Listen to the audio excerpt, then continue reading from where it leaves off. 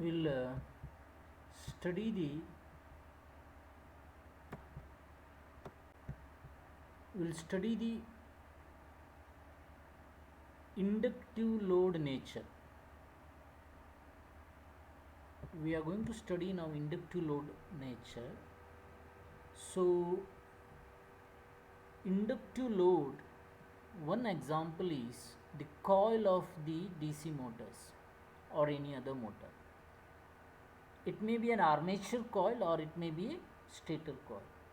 For an example, coil of the armature, it is made up of copper. Its resistance is very small. For an example, 0.5 ohm, 1 ohm, 2 ohm, 3 ohm, 4 ohm, 5 ohm, like this. And its inductance value is dominant here. Here we have considered 6.5 millihenry inductance. So the coil of a motor is acting like an inductor. It is behaving like an inductor.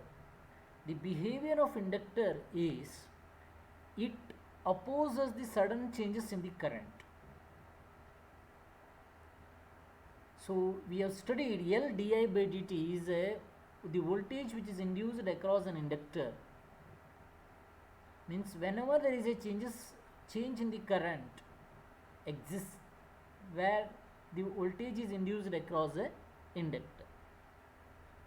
So in straightforward I can say like this: the current is slowly varying through inductor if you are applying a voltage to an inductor.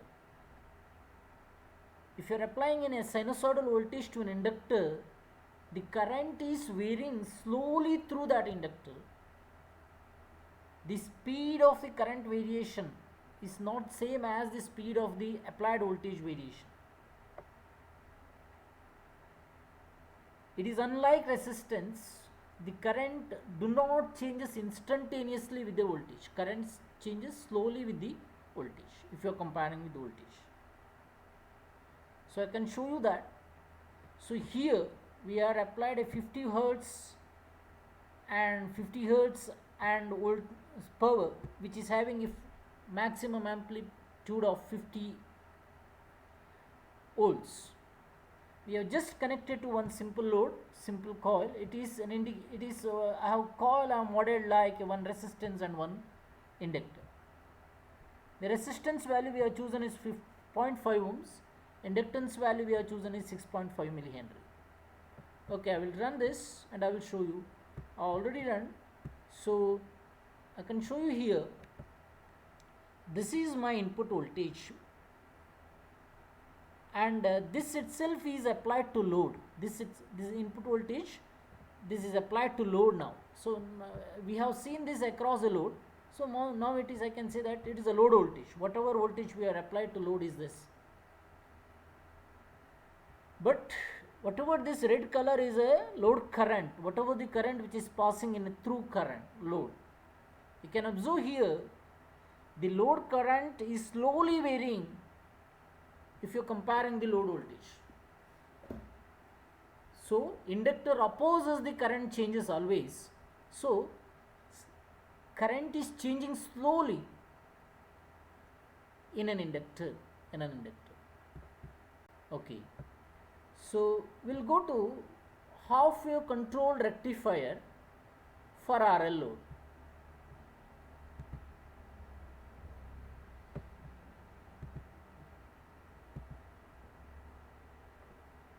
Here you can see here what are the things we have chosen here. Input source, same input source, and load, same previous load.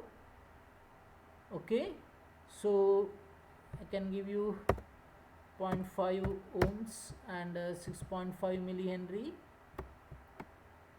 6.5 millihenry. Okay, then we have connected a SCR and we have used this gate voltage to fire this SCR.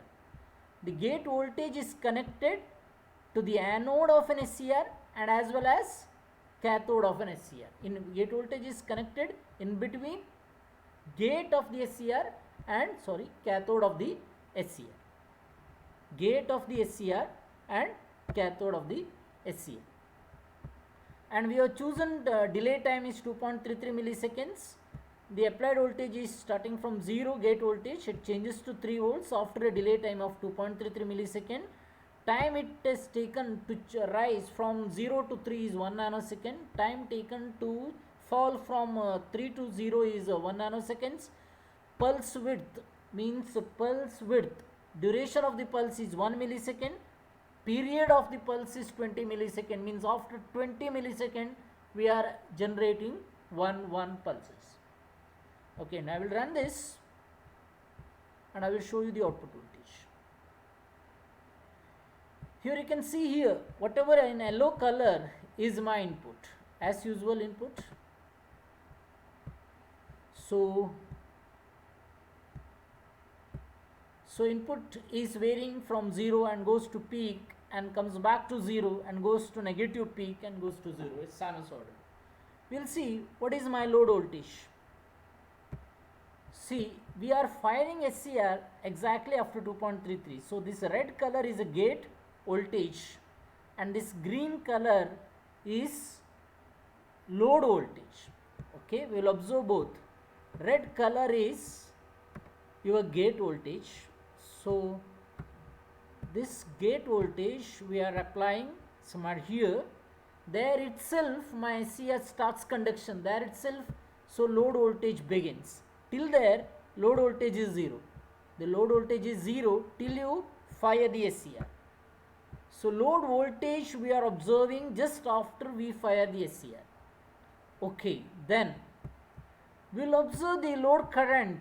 This whatever this green color is a load current. Very interesting here. The load current, you can see the green color, it starts as soon as you apply a gate pulse, but it continues. You can observe the differences here.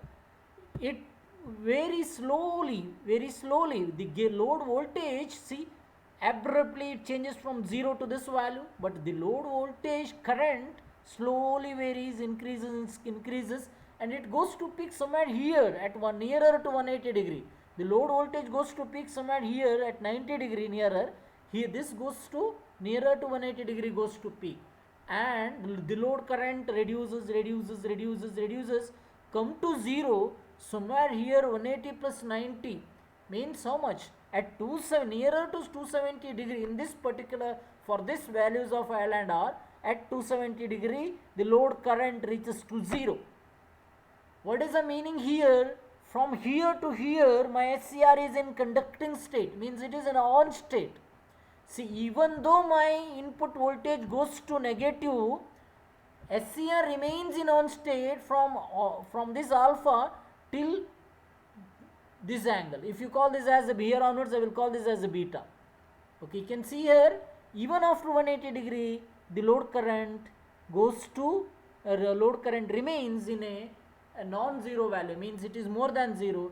The SCR is in conducting. That's the reason what is happening means how long your SCR is in conducting. So it is acting like a wire, so that this input is connected to load. So the input even after pi it is going to negative, taking negative values, so that voltage is also applied to load.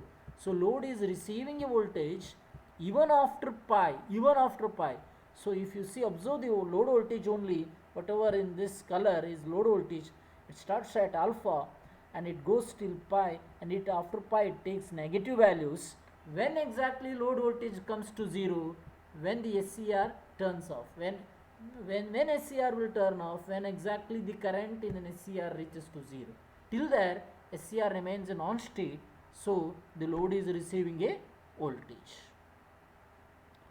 So we have shown you now already the input voltage, gate voltage, load voltage and load current. The difference in the R load and RL load is, in R load the load current is in phase with voltage, but in RL load the load current is not in phase with voltage, is nearly for a pure inductive load it is 90 degree out of lagging behind the voltage, but any other inductive loads current is always lagging behind the voltage. So we have clarified right now some topics. some concept about inductive load. Here I have shown an half wave rectifier which is feeding to an inductive loads. Can show you the voltage right now, show all the voltages. So this is my input voltages, this is my gate voltage which I am using to fire an SCR, to turn on an SCR. As soon as you apply a gate voltage to gate terminal of an SCR starts conducting. So SCR allows the current, but the load is inductive in nature, so the current slowly increases. See, increases. Somewhere it goes to peak here. So next, as soon as the current starts, the load is receiving, this is a load voltage, load is receiving a voltage after SCR starts conduction, then load voltage varies same as my input, because SCR is on, it is acting like a closed switch or a wire. So when exactly here the SCR stops conducting, because here I am showing the current is 0. So there, till there SCR conducts, till there load is receiving this input voltage. There onwards, in the negative half cycle, here SCR stops conducting. Already input has gone into the negative half cycle, so it remains in off state until you fire once again the SCR. So here onwards, I will say that the load current starts at alpha and it ends at beta, or else load voltage, I can say it is starting at alpha, it becomes end at beta. So load voltage, we need to average voltage, whenever we need to calculate the average load voltage, we need to start from alpha and we need to end at beta. Okay, so this is firing angle, I will call here onwards as an alpha. This is angle where my SCR stops conducting, this is beta. So from here to here my SCR conducts. Okay, we'll calculate the average load voltage and average source voltage of a circuit. When the circuit is like this, what is average load voltage? So I will show you here.